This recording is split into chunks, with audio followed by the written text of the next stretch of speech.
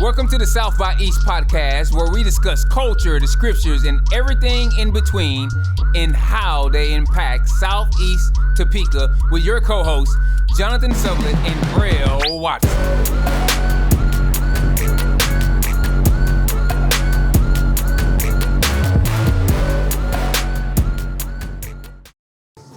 Welcome back to the Intersection South by East family, and today we have two special guests here with us in the intersection of South by East. We have first Corrie Wright, and Corrie serves as the Division Director of Housing Services for the City of Topeka. She received her bachelor's from Washburn University in Human Services. I'm telling you, Washburn is winning this season of South by East with an emphasis in youth services.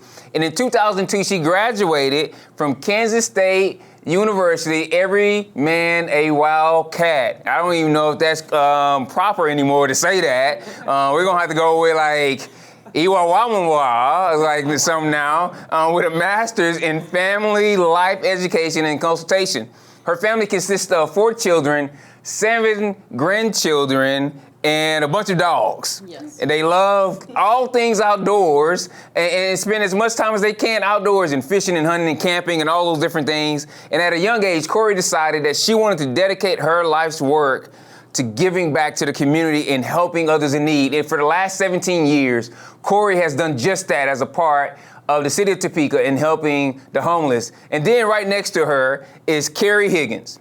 And she serves as the Senior Program Administrator for the City of Topeka's Housing Services Department. And she's a licensed social worker with deep ties to the community. I have all kinds of questions about that because my wife is a licensed social worker and does therapy, and most I know want to go into the therapy route, but I have some other dreams for social workers, and so maybe we'll get to that today. And she was born and raised here in Topeka and graduated from Washburn University. I'm telling you, Washburn is winning. And she is married with 3 kids, and her work focuses on helping homeless individuals and families find housing and get connected to resources. Helping others has always been a passion for Carrie, and she feels blessed to be in a position where she can do just that. Welcome to South by East, both Corrie and Carrie. Thank you. Thank you. It's good to be here. Yeah. And so we like to know, especially since y'all have the ties to the city, to Washburn, and so some of us are not natives. And so as a part of that, we're trying to, we always try to get a little insider tip. And meals are a critical part of any group or family, different things of that nature. And since you both work for the same department, hopefully at some point you can celebrate. Where's the go-to point or the go-to place for our city's housing department when you get to celebrate a little bit? Okay, so I'm gonna have to say that the best part was my house with my husband, yes. Teddy Wright, who also works for the street department for the city. So he is a barbecue king. But outside of my house, the last place that I went with a coworker was the Wheelbarrow. In Noto, it's pretty fancy, but we go a lot of places. We used to do, pre-COVID, we used to do a lot of staff meetings at various places. We would move every month to a new location, so yeah, that's good stuff. And you know what, I'm a big barbecue fan, so I'm all about that action. Somebody just told me today, they said, Jonathan, I'm sure when you get to heaven, you'll hear well done. I said, I was hoping that I would hear medium rare. And that Jesus would greet me with a steak, but I said, because he's Jesus, then I'm pretty sure that he could still make a well done steak juicy. So, but and then the wheelbarrow. I'm lactose intolerant, but I still go to the wheelbarrow. That's how good the wheelbarrow is. It's pretty damn. I still go there, even when I know what it's gonna do to me, and my family knows. But we still go. They're like, please don't go. Please don't go. Mine would be the Pennant and Corrie's house. Her husband is a great cook. And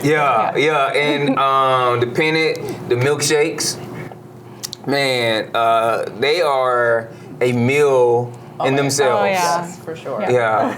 My kids are like, can I get my own? Like, no, you can't get your own milkshake here. No. And so... Well, good stuff. And then as a part of the city, a lot of times when people think of the city, they see the mayor, they see the council meetings, they may see like Bill Finander from your department give reports, different things of that nature. But there's a lot of people that do a lot of things for the city that go unrecognized. Who's the most unrecognized but highly valuable person that y'all work with within the city on a regular basis, and why? Go ahead. Well, I could tell you several people that come to mind, but the first person that comes to mind is Corrie. No, she does so much for our division. She does so much for the city. There's just a lot that she does that people don't know about. All the different housing programs and the help with people in our community. Yeah. And I just feel like she doesn't get the credit that she deserves. Yeah. Thank you. That's a hard question because I think the city has some pretty amazing employees, and while I'm sure people try to recognize, it's hard to a constant reminder for people to give recognition. I try really hard with staff, but I do have one staff that just the other day was talking to a client on the phone, doing a very personal assessment of needs, and I was just like, she is amazing. Like, her name is Hillary Foster Lopez, and she is just amazing. Her ability to communicate with that individual in a very, very compassionate way is a skill. Like, sometimes you just can't learn that. It's just, you either have it or you don't, kind of. So she's pretty fantastic, and I'm glad she's part of our team. Here's something cool. When you mention that, like, the crazy thing is, I didn't read my first book cover to cover until I got in Bible college. That means I had graduated with a chemical engineering degree and hadn't read, like, I cannot tell you a book that I had read cover to cover. And now I'm like this avid reader. I'm this leadership junkie where I'm really passionate about those different things, community development, a couple different areas. And Carrie Newhoff, a guy that I follow who's kind of a leader of leaders that does a lot of coaching. One of the things that he says that all leaders in the future are going to have is they're going to be conversationalists. So when you talk about that member of your staff, like, that is such an important characteristic. And really now there's no jobs that you can have where you just sit in the cubicle by yourself. Even if you're like computer programmer, you don't have jobs anymore where you can just sit by yourself isolated and just be good technically and not be able to interact with people. And so the leaders of the future are going to have those skills. And so being able to recognize that and having someone on your team that's strong in that area is such a great asset, because just that ability to carry a conversation and not be, some people try to do it and they're like sugary, sweet, and like syrupy, and you like, that's inauthentic, and I can tell it's inauthentic. But when you get somebody who is just like, that's their natural, and they can be empathetic and connect with people, that is a gift to have on a team. You can tell a mile away if someone's truly genuine compassion, and Hillary is just fantastic, and it's amazing. But you know, while I can see it a mile away, I'm sure the individuals that we're helping that are in very vulnerable, horrible sometimes situations, they're going to see it immediately and know whether you are truly caring or you're just doing your job. And she is not a doing it my job. She is, I'm here for you. Let me see how I can help you. So it's pretty amazing. She was on my list as well. She goes above and beyond. She's a team player. She's just so genuine and loves to help people. And that's like, I think that's an understated thing. When you're already having a tough time in life, when you're already having a bad day, a lot of times you just don't have the energy to go and connect. Even though they might hold what you need for your next step, and you're like, I don't have it in me. I can't go deal with this. And so having somebody that you know that when I go with them, I'm not gonna lose my dignity in the transaction. It means a lot. So important. So and then like one of the things that we like to do here on South by East is tear down some misconceptions. And in the culture that we live in today, government doesn't get a good rap. And here's the deal. And here's the part of it is I try to push back, especially on social media when people talk about government, because I'm like, I asked somebody recently on social media, I was like, okay, you just said a really disparaging thing about government. At what level of government does that start? Does it start at the wastewater plant level? Or what level does it start? Because I'm like, there's a lot of people that's connected on here that's watching you type this or just saw your comment that work for the government. Mm-hmm. At what level does that start? It's just like when people say, man, you know what, I just feel like if there was a just God, then he would punish sins. Mm. And I was like, at what level of sin does that start? Uh-huh. Does that start right above your level of sin? Yeah. Normally that's where it is. And so, and I say that because this is a rough environment. And one of my favorite books in the world is a book called Toxic Charity and Charity Detox. Or two different books, but I'll just combine them into Old Testament, New Testament kind of deal when it comes to community development. And he talks about how we're entering into, he predicted it way back then. Robert Lupton is the author of those books. And he predicted how nonprofits are going the way of the dinosaur in some ways.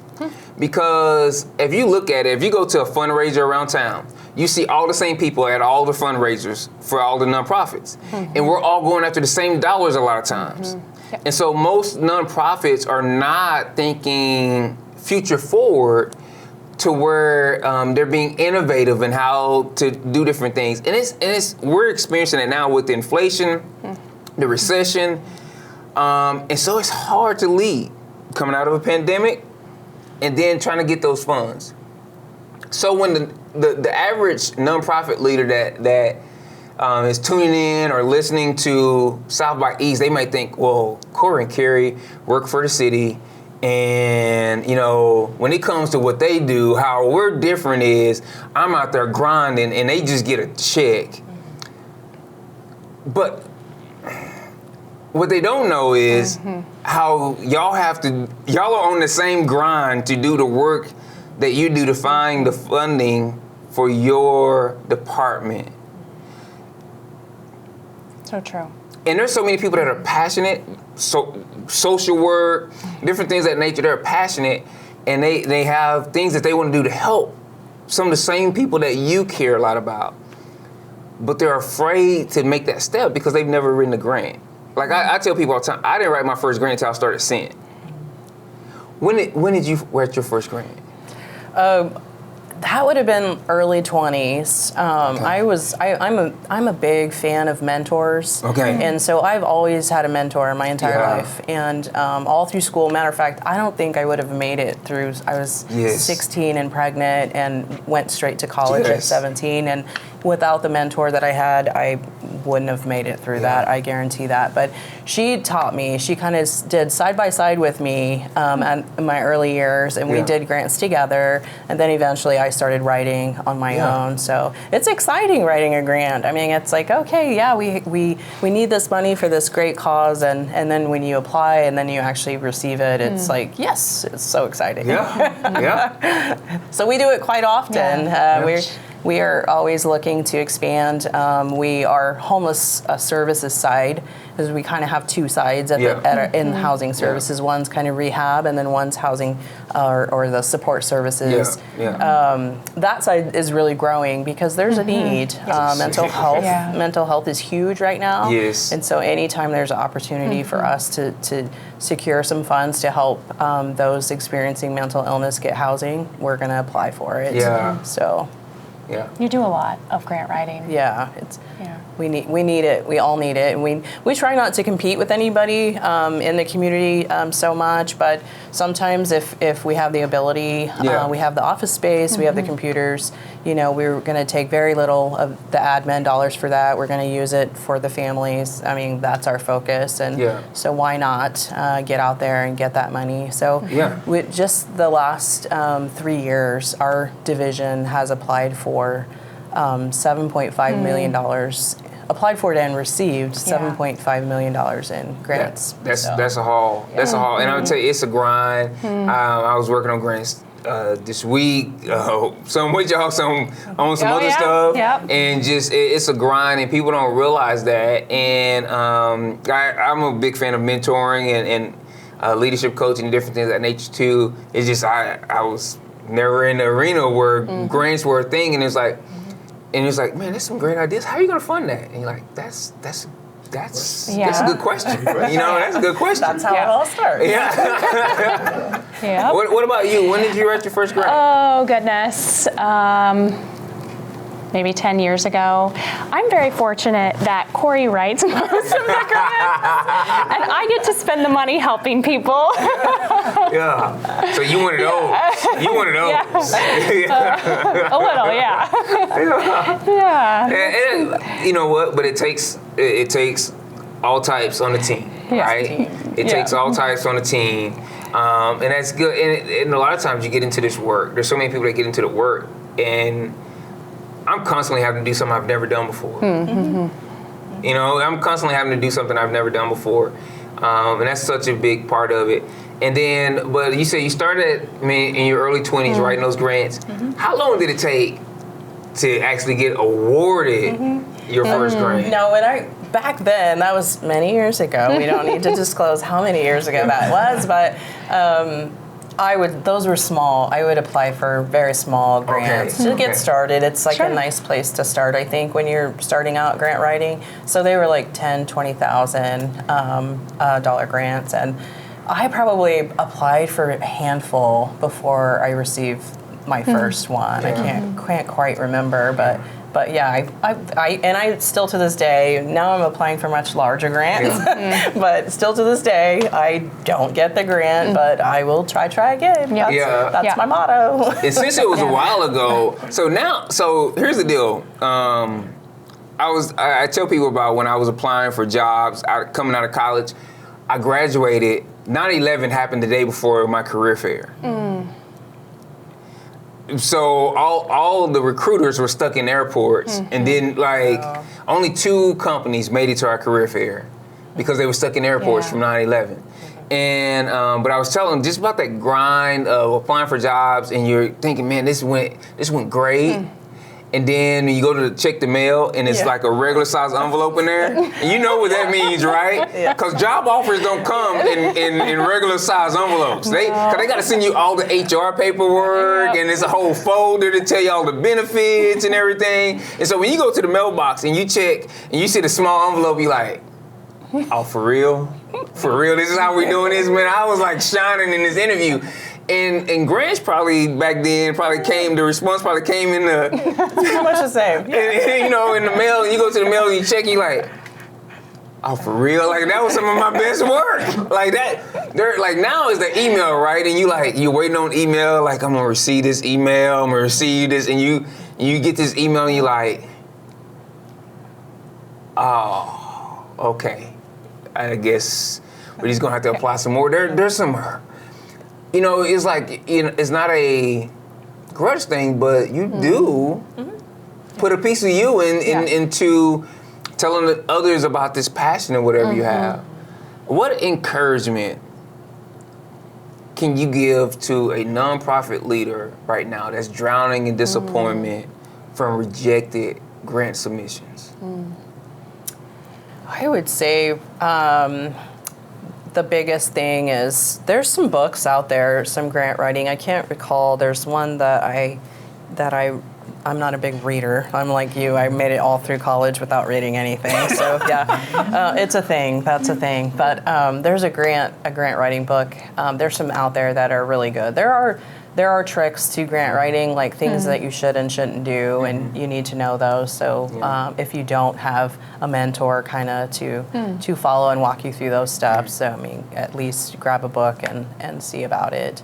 Also knowing like outcomes and outputs and things of that nature are so helpful when you're writing a grant, so people know that you are solution focused and not just saying I just need this money. Here's what I want the money for and all that good stuff. So Well, I don't have a ton of experience grant writing. I would say just keep trying, and every little bit matters. I mean, even the smaller grants add up and make a difference and do something. So That's cool. Yeah. That's cool. The reason I started reading more, and now I read at least a book a week probably, is because one of my friends told me, I was like, man, I'm just not a good writer. He said, well, you want to know how to become a better writer?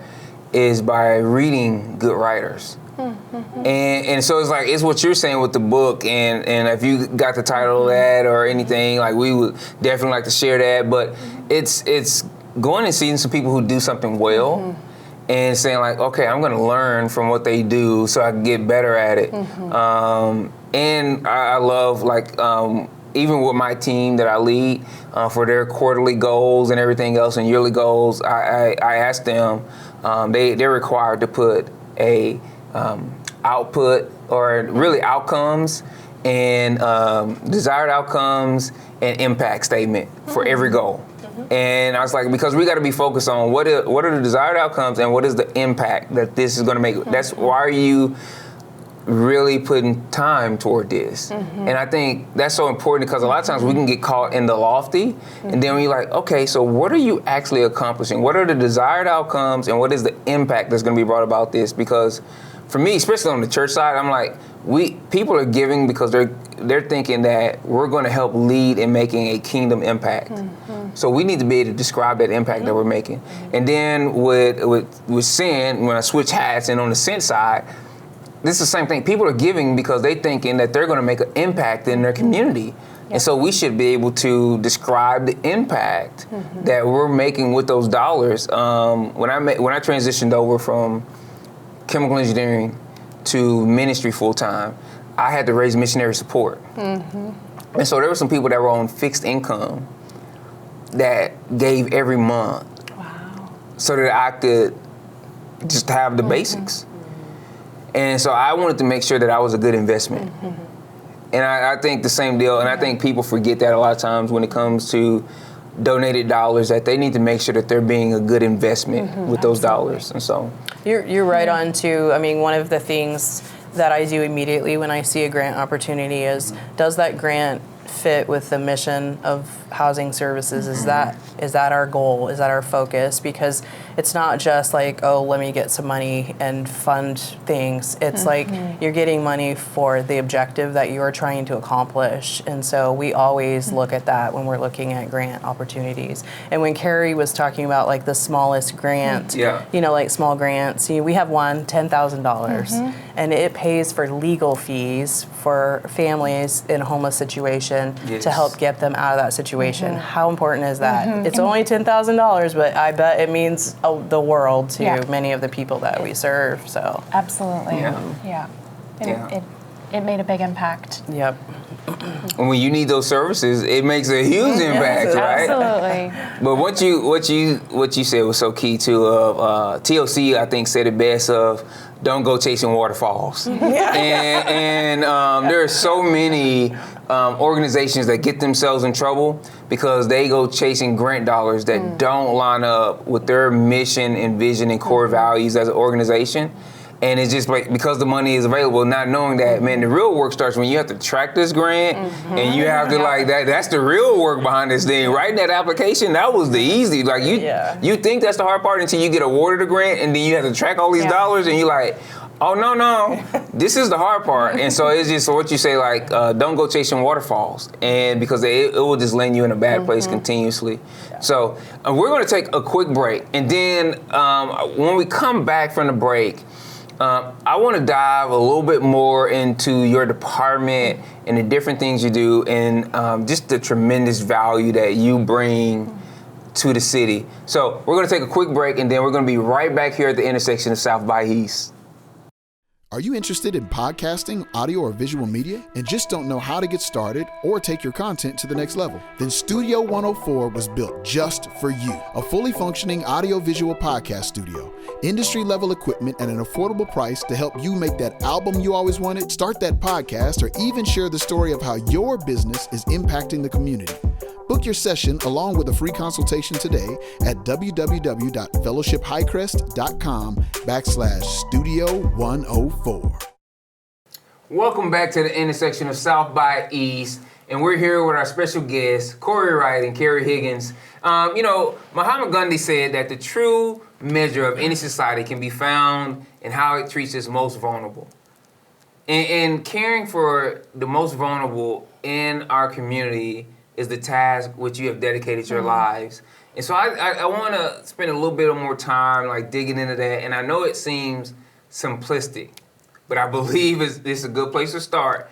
What does it mean to be homeless, and what makes those suffering from it so vulnerable? Well, homelessness that's just a symptom. So we have to really look at what is the root cause, what else is going on, and then we have to work with the individual to address those issues. The homeless population is one of the most vulnerable populations, and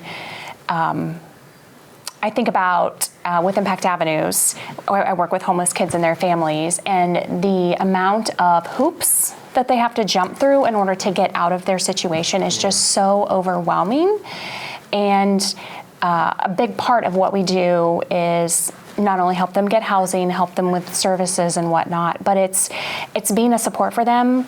A lot of the homeless individuals that I work with, they don't have any supports in their life. They don't have people to turn to or assist them, even just a listening ear and someone to like give them hope. And so just being able to walk alongside someone and help them through the different steps they need to take, I think that's pretty powerful. Yeah. I think I will not pretend like I know what it's like to be homeless. I remind myself that frequently. I've never been in that situation, been fortunate enough not to be in that situation. But I think one of the things when I'm working with people, maybe people that are not in the social service field, you have that whole like, well, they made those choices to get into that situation, and that mentality just absolutely drives me crazy. And all they have to do is get a job, and not that easy. One of the things that I frequently say, we do with our Shelter Plus Care program, our rent subsidy program, help people with substance abuse, for example. Not all homeless have that, but some do. People criticize sometimes for helping those individuals because they've made a choice in their eyes that they've chose that. I like to educate people that maybe that wasn't their choice. You don't know their history. You don't know anything about that situation. So not a wise thing. Another thing, we need to house people and then work with substance abuse problems. How are you going to worry about your substance use if you don't even have a home to sleep in? That's what I tell people all the time. It's one of my favorite things to say to the people that think like that. So I think it's really, our job really is to educate people that they're people and we need to help them regardless of what decision they've made. And they may have not made any poor decisions. It may just be a bad luck of the draw for the situation. So that's just kind of key. But don't expect people to be able to pull themselves out of a situation when they don't even have a home to sleep in. It's not fair. Yeah,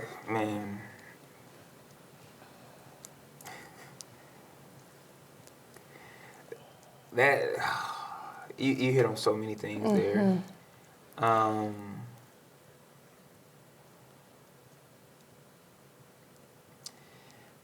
Sometimes we focus just on the wrong thing too often. When people ask me, like, I'm a pastor, but I intentionally created Scent to be non-religious. And people are like, well, why would you start a non-religious nonprofit? And I say, because my beliefs say that every individual is made in the image of God. And I believe that every individual, because they're made in the image of God, has dignity and value and worth, whether they believe like I do or not. And I believe because they have dignity, value, and worth, that they should have the things that they need. And I never want them disagreeing with me on what I believe to be a barrier from them receiving the dignity, value, and worth that I believe they have. And I believe that I hear statements sometimes that cut at me at my core. I can remember being in the 5th grade, and my mom at that time was getting her GED, and so she couldn't come to the parent-teacher conferences. And up until then, my teachers always saw her at parent-teacher conferences. But during my 5th grade year, she went and got her GED and went to nurse's aid, got her nurse's aid certificate. And my teacher didn't know that my mom was doing that to better our lives. And so she made a flippant comment about my mom not caring because she didn't see my mom at parent-teacher conferences. And it was like, no, my mom didn't attend parent-teacher conference. That doesn't mean my mom doesn't care about my education. It just means my mom didn't attend parent-teacher conference. Yeah. And I think sometimes we can see somebody homeless and we can say, because they're homeless, da-da-da-da, or because they're living in poverty, da-da-da-da. And it's like, no. Like, I hear people talk about all the time of, well, we want to find, like, the reason such school is like this or this is happening in the school is because the parents don't care. And I'm like, no. When you have a low-income family, you know what that means? It just means they have less money than another family. Like, there's no other ties in that. And so those are the kind of things that just rub me raw when I hear statements like that, because it diminishes the inherent value, dignity, and worth that every person has. And I think that is such a groundbreaking thing when we do that. And one of the things I would like to, I heard about this, there was a college that the students get to go spend a weekend homeless. You were saying, I don't know what it's like to be homeless. And so they go spend a weekend homeless as a part of this class experience. And I tossed this around with bro. I was like, man, if there was a good cause for that and we could set something up, I would do that to raise money for something. And just go spend a weekend homeless. I would really, I think it would be eye-opening to a lot of people. And for me, like when we went to raise air conditioners for our community, my family went without air conditioner. And I was chronicling it on social media. When we were up at midnight feeding our kids popsicles because they couldn't sleep because it was too hot in the house, that is a reality. Yeah, and you don't know until you have walked in someone else's shoes. It applies to everything. Until you have been in their situation, you don't know. No. You don't know. You know, that situation of like being a weekend homeless is, I think about it and I'm like, okay, maybe you'd learn a little bit from that. But we really, because you know you have a home to go to in 3 days. That's true. And so it's not going to feel quite like the same. I also think that a lot of the folks that we work with in our division are at times feeling somewhat hopeless. Absolutely. And when you're in a homeless situation, it can feel very hopeless.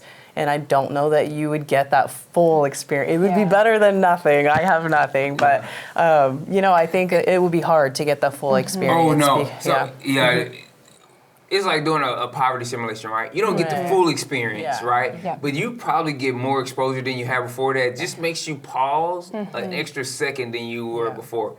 And that's the deal, is like that 1 second pause may cause you to have a little bit more empathy before you start making a whole bunch of judgments against somebody else, right? And that's the deal, is I think most people are well-meaning.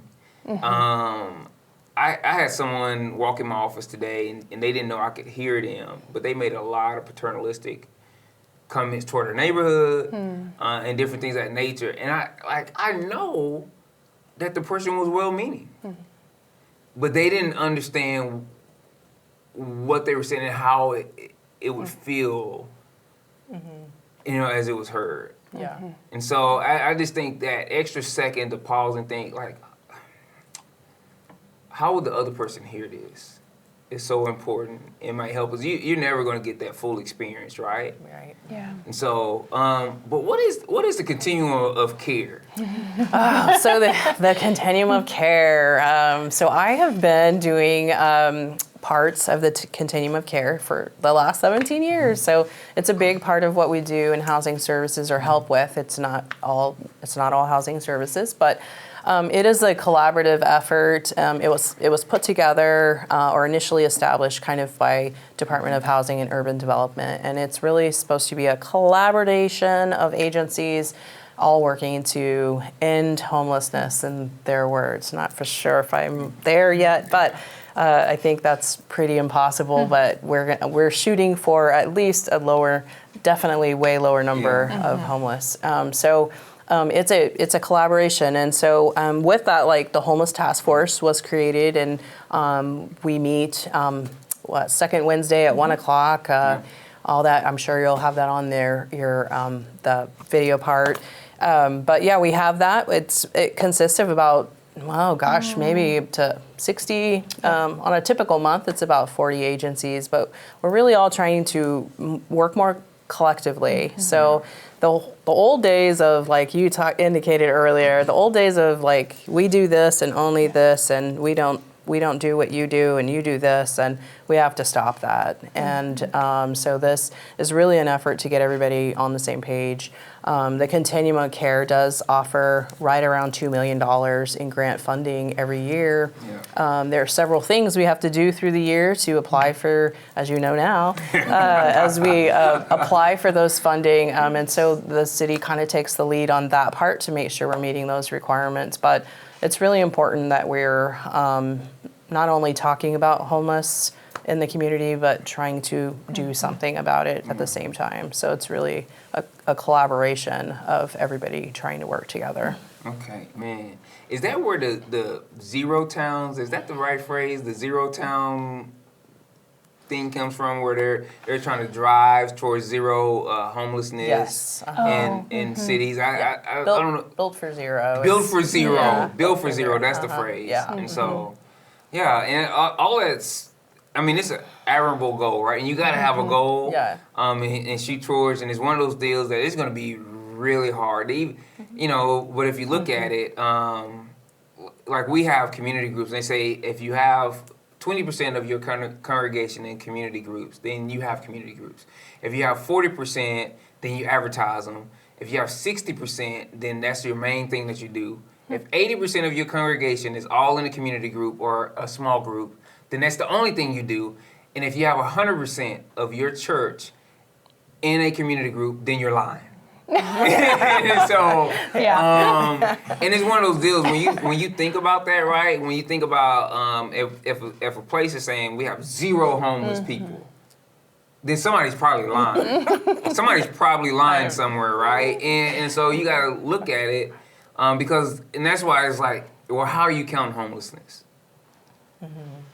And that's a big issue. Yeah, there are definitely different definitions of homeless. HUD has two in particular. One is the HUD homeless definition, and one's McKinney-Vento, which is McKinney-Vento's couch surfing. That's included. Over here, it is not. So the program, I think, is a wonderful program. Do I think they have zero homeless? No, I don't. But I hope they do. I mean, I really do. But I think it will be really hard. We're always going to have people struggling from month to month, various times. So I think our goal should definitely be to reduce it as low as we can, with the hopes of ending. But I don't like to say I'm going to end homelessness, because people will look at me and say, you can't do that. And they're probably right to some extent. I certainly can't do it by myself. So there's a new term called functional zero. Oh, yes. Yeah. And that's more of a realistic way to, let's get it down to a functional zero, which is a few people in the mess, and you can get them as we go. Yeah. So. And what you were saying is a good thing too. With the McKinney-Vento, it includes couch surfing.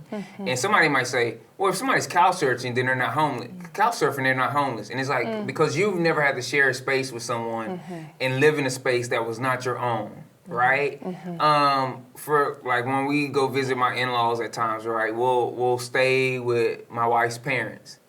And they're gracious and open their home and different things, but the whole time I'm there, I'm aware that that's not my house, right? And you just, you feel differently in it, right? And you're like, it's nothing that they did. It's, I want to be at home. Yeah. And there's a difference in there, and you operate different. One of my friends that does two of my friends that do a lot of housing is a married couple, and they do a lot around real estate and housing.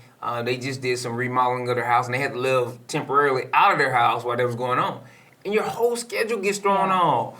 Everything is out of whack. And that's just a temporary, well, you know you're going back. Yeah.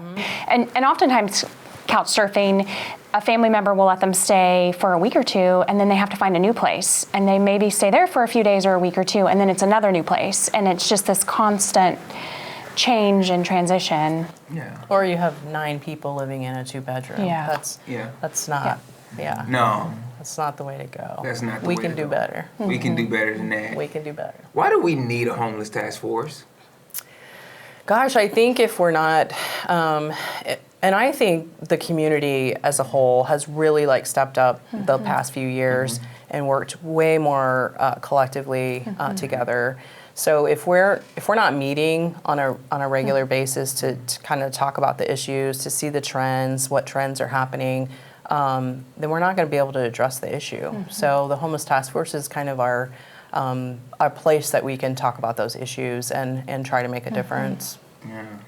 Yeah.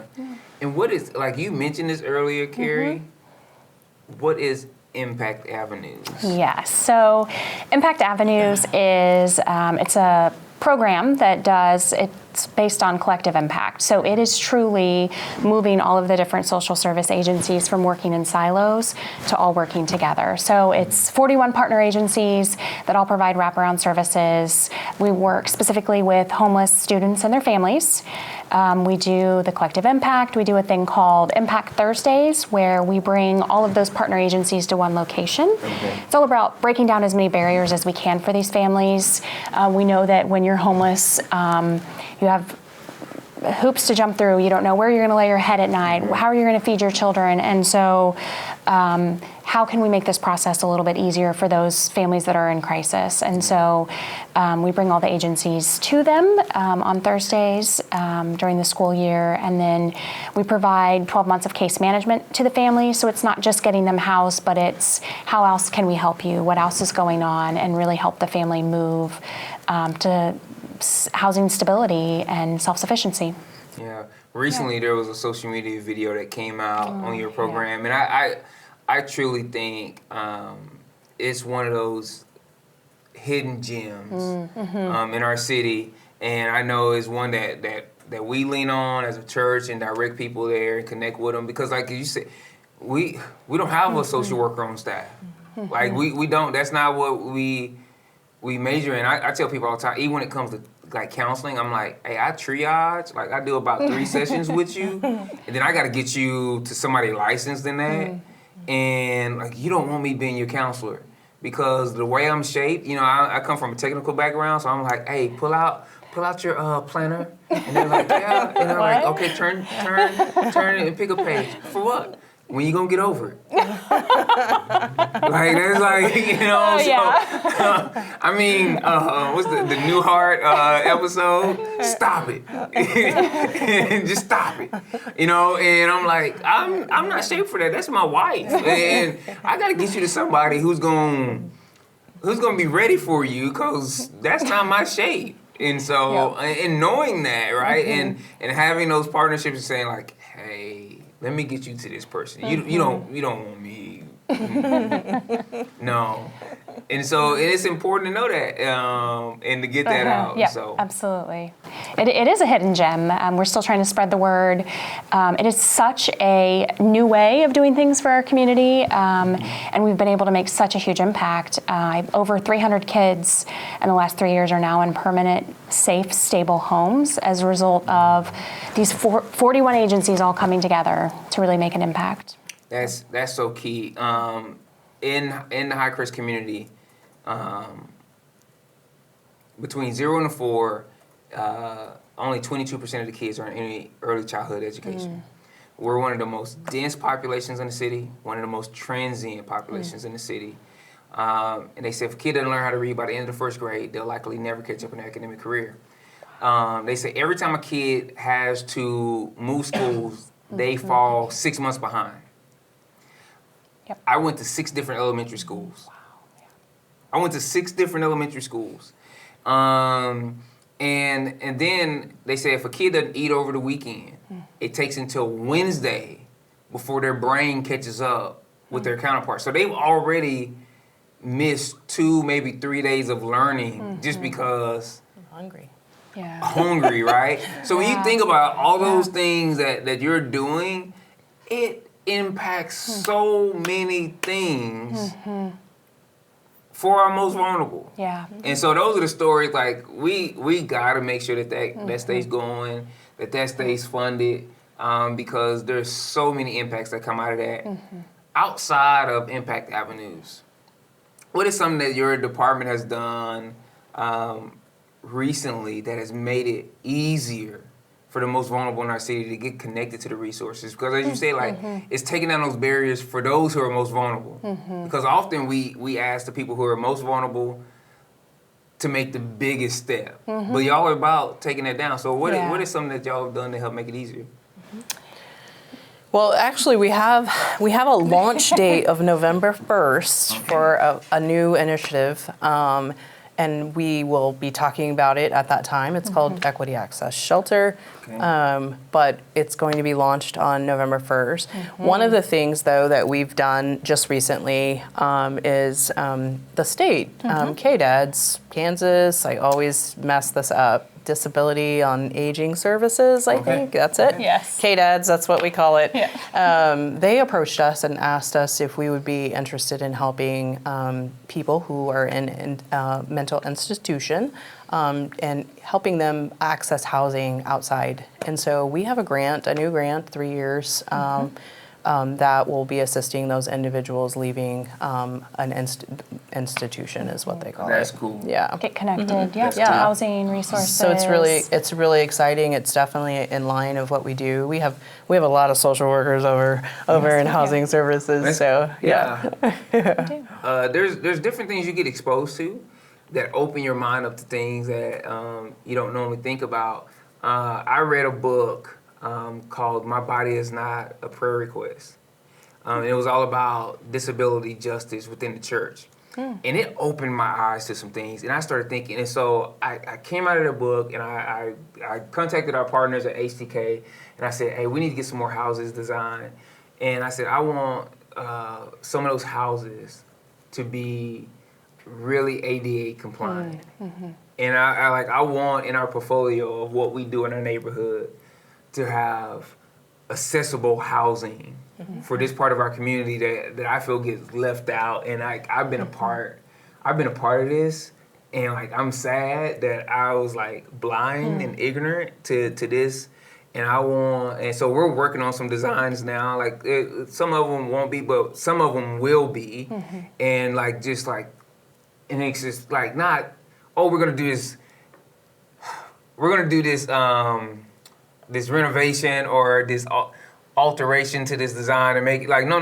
Because you can tell when something is like, okay, there's a requirement that we're going to put in and we're just going to meet the requirement, right? But then you know it's not designed for you. And I'm like, no, I want to design some designs for houses that were designed for our friends and our neighbors who are disabled, to keep them at the forefront where they're not an afterthought or an add-on, but an intentional deal for that. And so having those kind of grants, having programs that say you're important, you're valued, you're worthy, you have dignity, and we want to see that is important.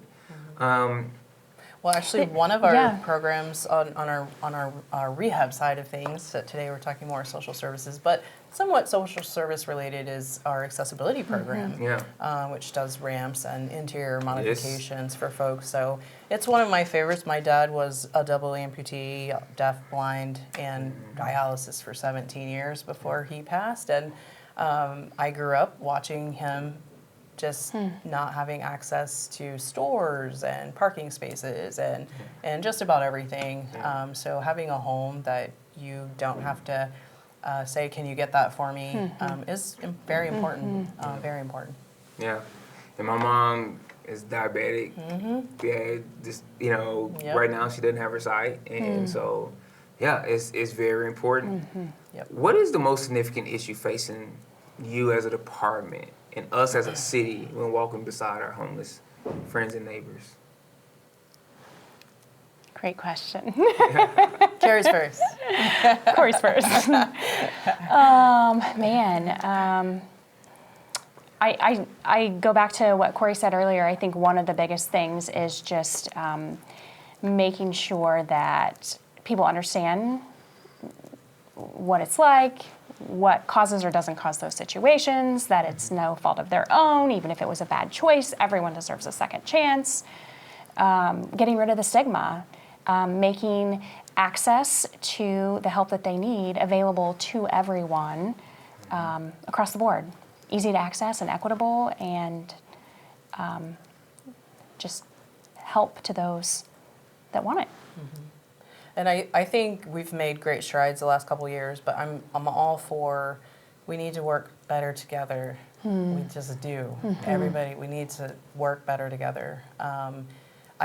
If you can do something over here to help this individual family we're working with, let's use the right resources, use everybody's strengths.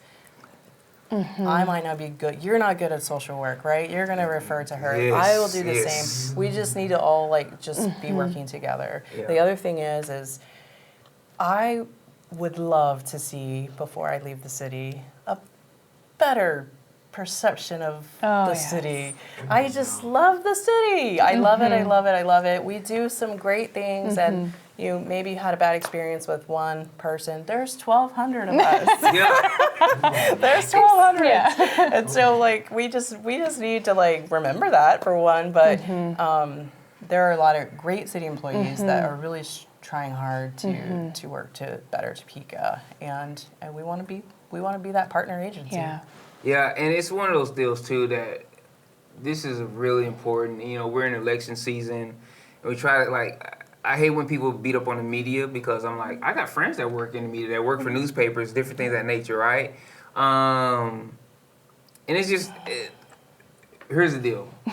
When people say disparaging comments about, the government, it's just like saying, all black people. And you're hey, do you really want to group everybody together like that, right? Yeah. And it's you got to think about it. It's that same level. At what level are you talking about? And are you just repeating the soundbite? And are you telling me you've met every city worker and all of them are trash?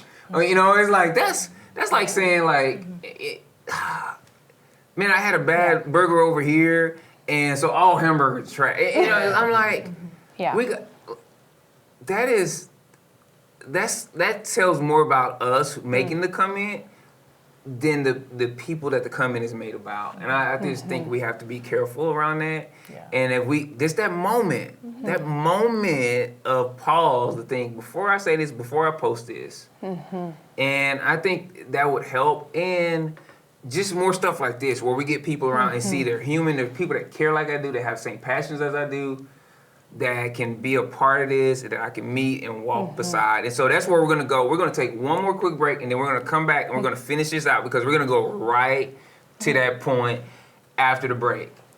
Are you interested in podcasting, audio, or visual media, and just don't know how to get started or take your content to the next level? Then Studio 104 was built just for you. A fully functioning audio-visual podcast studio, industry-level equipment at an affordable price to help you make that album you always wanted, start that podcast, or even share the story of how your business is impacting the community.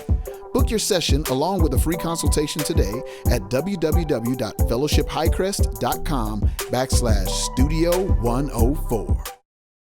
Welcome back to the South by East podcast. And we find ourselves in the intersection as we get ready to close this session out with our special guests, Corrie Wright and Carrie Higgins. And here's where I want to go.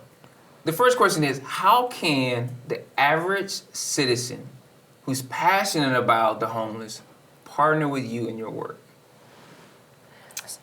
There's many, many ways that you can partner with us. As small things as helping on Impact Thursdays when we have tables to set up. We had a hard time finding people to do that. There's that. Joining the Homeless Task Force, one of the things I learned this year, we had some very special people helping with the large grant application, and having new insight. Yeah. Well, you were one of them, I know, I'm going to say that. Having new insight and new fresh ideas and thoughts, and was just fantastic. And we need to have those, even if you haven't worked with the homeless population at all, come and see. I mean, you might have some great insight for us to have. Yep. We also have opportunities within our building. There's plenty of opportunities to partner. Yeah, I'd say just get involved anyway, whether it's volunteering or a committee. It doesn't matter how small it is, it all makes a difference. One of my favorite quotes, and I can't remember who says it, but I'll probably butcher it, but it's, I am only one, but I am one, and I refuse to let what I cannot do stop me from doing what I can. Come on. I mean, kindness, opening the door for someone, just being kind, not judging. I mean, all of those things, they truly make an impact.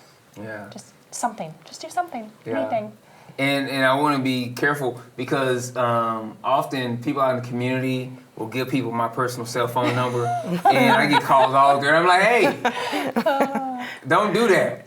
I got an office and email.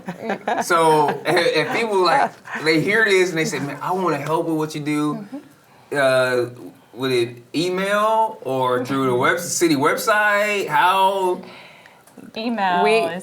Any and all. And can we share your email? Absolutely. Okay, so yes, we'll put that in the show notes. We'll put the email in the show notes for people to get a hold of you. I want to be careful about that because I know. No, the website does many times lead back to me, and I get the emails, and then I get them to the appropriate person that can help assist them. So I have no problem receiving emails and anytime. So we'll do that, and then here's the other key part. Recently, sadly, there was an individual in our community with mental health issues who lost his life, and there was some public uproar, different things of that nature. And the question I asked around it, I was like, okay, well, he had mental health needs, and he was a veteran. But he couldn't get into VA. So there was because there's a different thing between availability and access. And you're always trying to break those down. But then I said, he had those needs for a long period of time. And I was like, how can we help improve the skills of our family and friends to know how to connect us to the necessary resources when available or when needed. I have a semicolon on my wrist, right? And so I have my own story, and the grace and the privilege in my story is I have a therapist that lives with me. So when I was at my low point, she could connect me to the right help. And not everyone has that. So how can we help our listeners who have friends and neighbors dealing with homelessness get connected to the resources that you are helping to provide in the city? Yeah, I think it really is. I want the listeners to know, trust in us. Because when we receive emails, very long, very personal information of emails, we respect every one of those. They don't get deleted. They always get returned. We will work with you. And so if there's a listener out there that is needing assistance, then please just trust that our staff has the capability of assisting you and helping follow you along as long as you want us to follow. And that's our motto. Yeah. And you don't have to know what programs we offer. You don't have to know if you qualify. Just call and tell us what you need, and we will help you. Even if it's not a program maybe that we have in housing services, we're familiar with all the different programs in the community, and we'd be happy to talk to you about those and make referrals and get you set up with whatever it is you need.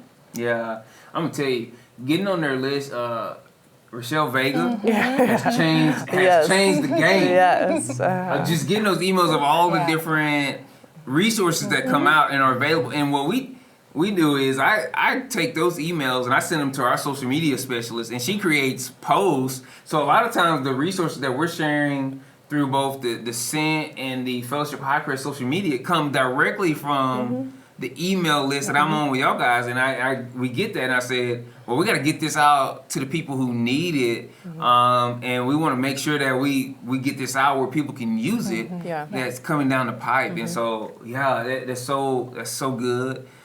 Man, I want to thank y'all for being here today and being a part of this. I think people are going to lean in here. This is a big part. One of the things I've learned about being in this community for, it's like almost 5 years. It's like within a month of 5 years now. And is that Topeka has a huge heart for a lot of things, and the homeless being one of them. And we do a lot of things around homelessness well.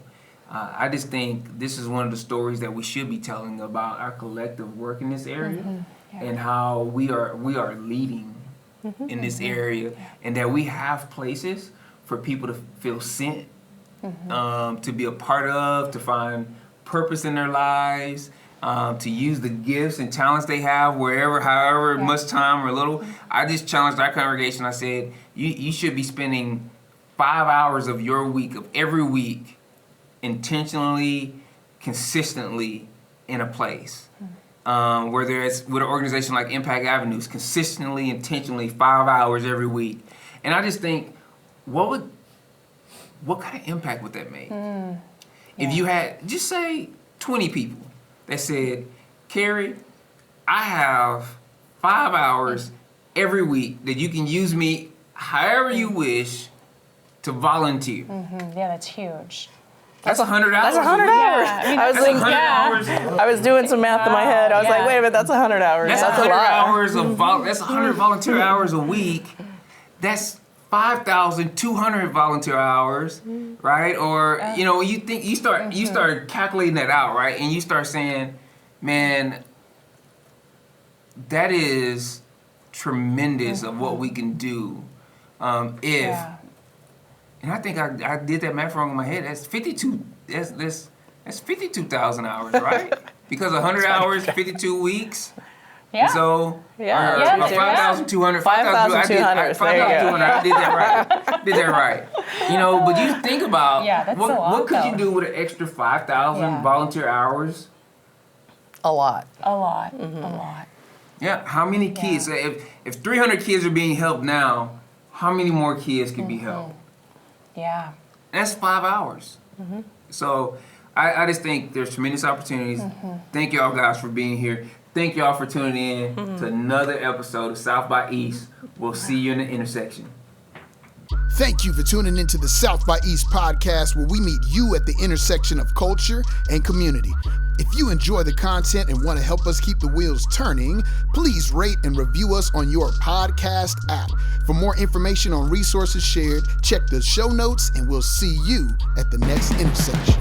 We out.